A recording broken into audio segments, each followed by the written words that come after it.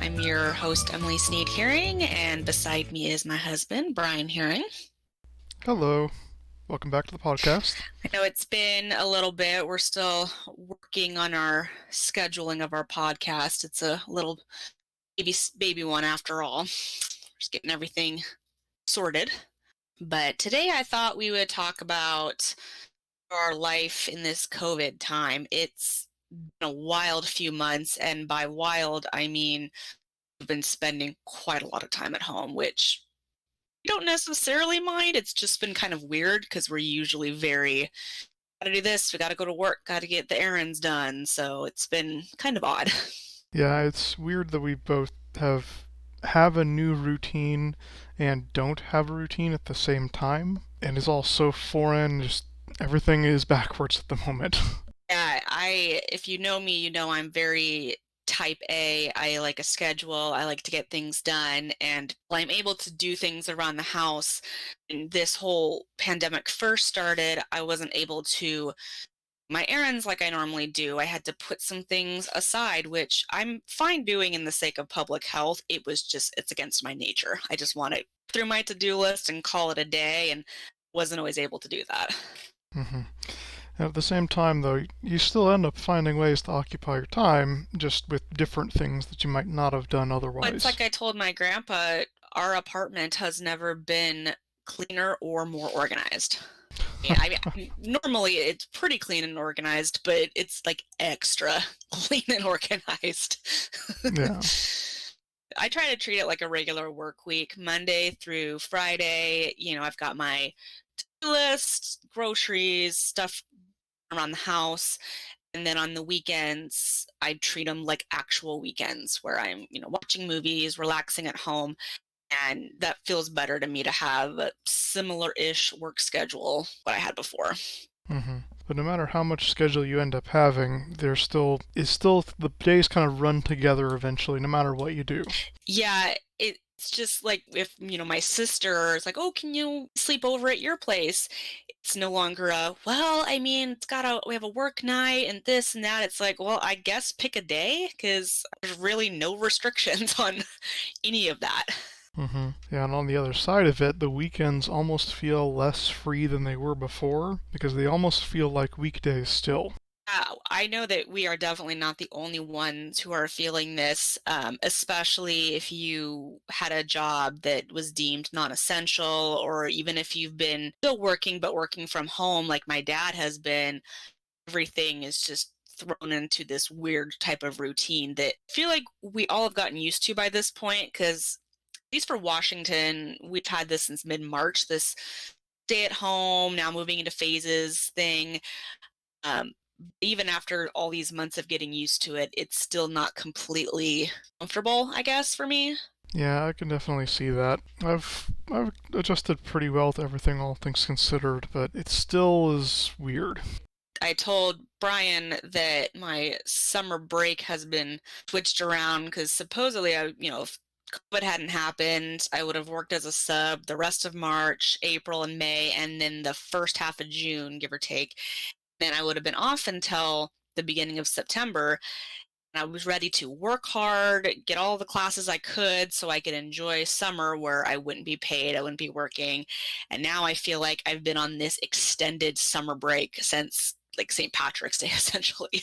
When I imagine it's even more confusing for people with kids because the kids they want summer break, but summer break's been happening since the end of March. Yeah, I will say that. I mean, even though obviously we're allowed to have our things about this and to not be totally happy with this situation, I give all sorts of props to people who are staying home with their kids because I know that's a whole different level of stir crazy, not being used to their routine. Like we have it easy compared to that, 100%. Either way, I'll be curious to see how everything gets pulled out of all this, like what the end result is, and how different things turn out from the way they were at the start of the year. Yeah, I received an email from work, and nothing is set in stone yet, but there's talks about what the new school year will look like coming this September. And there's a model being thrown out where it's 2 days in classroom, days online learning. Now, there's not a whole lot of detail aside from that, and nothing is confirmed yet.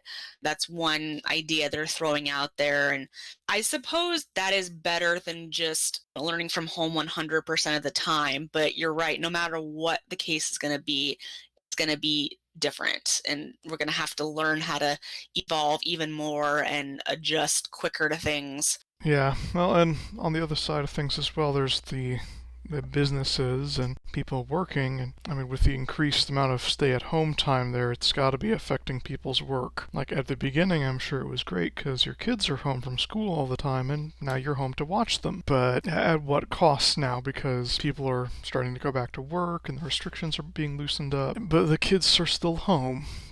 That's definitely something the superintendent addressed in his email, because obviously, if you're going back to work, usually you can rely on your kids being in school from this time to that time. But if the kids are going to be learning from home 3 days out of the week, that puts you in a bit of a bind. Yeah, it's going to be very interesting. Though, whenever anything like this happens, any major upheaval, I always try to look for the next opportunity in that. And I'm sure there are people out there now looking for an opportunity to make something out of this, maybe start a new business or find some way to use this to their advantage. Yeah, it's funny. I got the news that, okay, well, the school district is shut down till end of April, even though we kind of all had a feeling it was going to be shut down for the rest of the year. That just wasn't official yet. I told Brian, I said, okay, well, I guess I'll do more work on getting my professional organizing business up and running. I think COVID has been both the best and the worst thing for that. It's the best in the sense that I have a lot more time to dedicate to it, and I have my schedule is massively more free. At the same time, not everyone can afford to hire a professional organizer at this time because, groceries and bills tend to come first before services like that. So it's definitely a balance.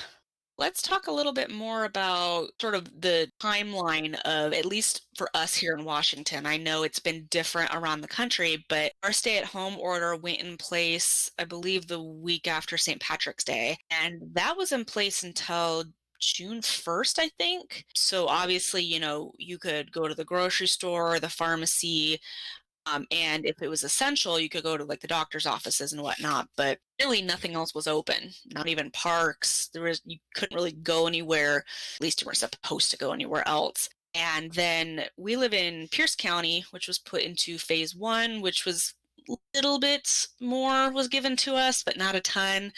And currently we are in stage two, which means that things like the mall and their businesses are open. Things like movie theaters and gyms are not. Um, and parks are open now. You still have to, maintain social distancing and wear masks and whatnot, but we're at least able to do more than we were a month ago. Well, it's interesting to see which businesses are actually deemed essential enough to be opened for some things. Mhm. Like, yes, you have stores like Walmart who've been open pretty much the whole time, Mhm. but that's really only because they sell food, as opposed to somewhere like TJ Maxx or Mhm. somewhere that sells clothing. They can't be open, even though people still need to buy clothing, but instead they're just going to Walmart. And so it's weird to see how winners and losers are kind of being chosen out of all this. I absolutely agree with that. And I also think it's interesting to recognize how many things you can do online because before this, you Mm-hmm. did some things online, but I did all of our errands in person, including grocery shopping. I paid our rent at our apartment office. I did all these things in person. And now, I mean, yeah, I might go to Target just to kind of get something quick with the mask on and whatnot. But before that, I was transferring money online. I was buying groceries online. I was paying our rent online. And I think that's one nice thing is, as someone like me, someone who is only 30 years old and uses technology for many things, didn't really do a bunch of stuff online like I should be doing because it's obviously way easier to do those things online. So I think that's one thing I will take from this time is at least half the stuff that I was doing in person can be done online. And I don't know why I didn't do that before.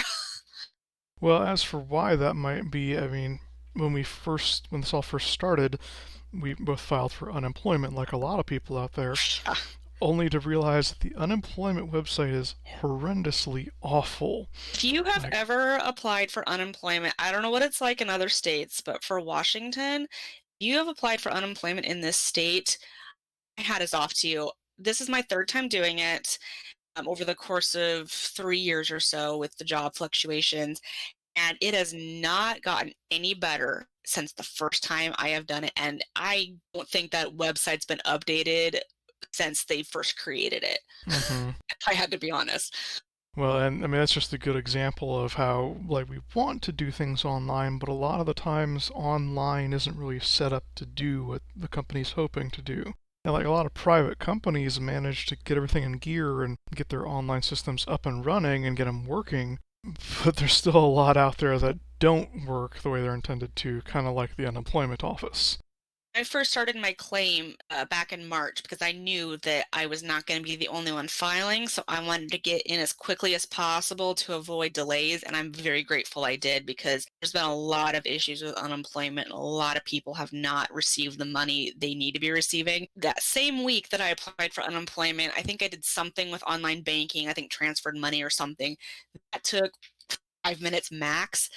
And then I went to the unemployment website and I'm like, I need to just smack my head against the wall because that seems far better than dealing with this Yeah, website. it's not exactly designed to be user friendly. Oh, I mean, I'm fortunate for it, and I'm fortunate that I have both been able to receive some form of unemployment, myself more so, to help our bills out. But I will be more than happy if I never have to go on that website again after all this is over. Well, that raises an interesting question, though. I'm wondering if part of the barrier to entry here is intentional to make people not want to draw unemployment any more than they absolutely have to, just so they don't have to use the website anymore. I think that's an interesting thought. However, I do not think that's the case. I just think that no one's bothered to update the website because just haven't bothered to update the website. That's probably true. I think it's as simple as that. That's probably true. But that's kind of what you get with the government as a whole is it's run by the people who will do it for the least amount of money and it shows pretty often. And if you weren't already aware, my husband used to work for Social Security, so he knows what he's talking about in that regard. I worked for Social Security for a few years, so I was the government for a while, and I can attest that that's how it works. I'm gonna tell you though, as much as you hated that job, and we'll go into more of our previous jobs in later episodes, but it's a handy person to have around. If you know someone who currently or previously worked in something like Social Security, that's a great inside track. It's like, wait, what form do I use? Where should I go for this? He can't Hmm. fill out information for me, but he can at least say, well, that's an in the office thing, or oh, you called them on the phone. So that's been pretty handy. Yeah, a lot of the government agencies are very similar, so it helps to kind of be able to read the language, basically. Because for me, that's just like reading a foreign language. I don't understand. It's confusing and it's frustrating. Well, that's been sort of a brief timeline of our COVID experience. I'm sure it's very similar to many other people's experiences. I'm just hoping that the politics of COVID aside, I'm hoping that it starts to die down and we can get back to a new normal. And most importantly, that people, stop getting sick, stop dying. I think we can all agree on that. Yeah, well, to kind of end things on a lighter note, feel free to share down in the comments your funniest COVID story that you've experienced this whole time. I'd love to read them. Hmm. Yeah, we've might end up doing. I might compile a list for ourselves and share that on a later episode as well. Nothing too extraordinary in our case, but I would love to read other people's experiences, funny stories, especially if you have kids, because I'm sure that there's been some adventures in parenting regarding this situation. Oh, I'm sure. Yeah, we've oh, one thing I forgot to mention earlier, we have all of our social media pages are active. We have Twitter, an Instagram, Facebook, YouTube account, as well as a Gmail. All of it's under Mr. and Mrs. Millennial. But you can also find all of these websites on our YouTube channel, which is probably where you're viewing this video and this podcast. So feel free to give us a like, comment. Let us know if you have any ideas for what you want to hear. We are totally open to all those. All right, well, I think we're going to wrap it up now, but I hope everybody stays safe out there, and we'll talk to you again real soon. See ya.